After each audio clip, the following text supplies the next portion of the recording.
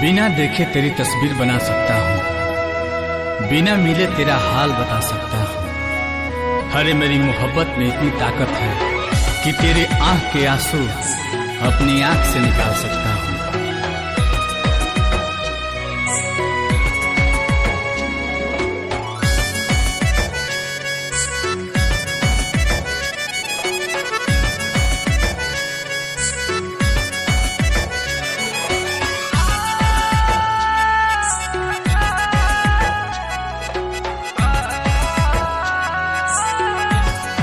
बिछड़ के को पल तोहसे जियल नइखे गवारा हो।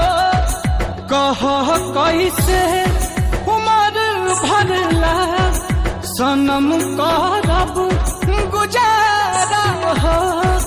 रोता दिल बेचारा हो, होई प्यार न दोबारा हो, होई प्यार न दोबारा हो,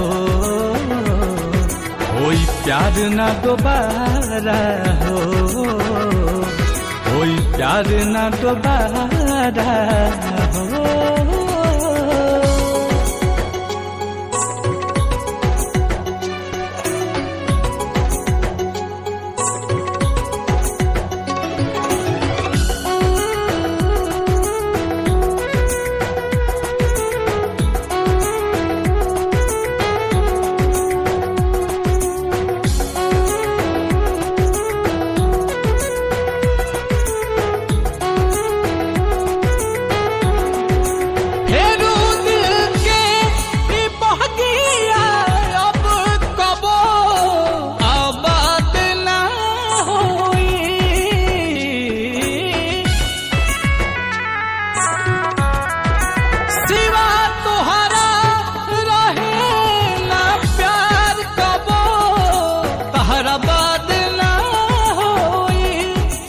अचानक के सब खत्म भइल, ना बुझ पैली सारा हो।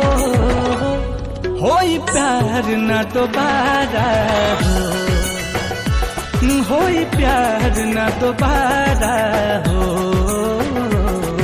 होई प्यार न दोबारा हो, होई प्यार न दोबारा हो।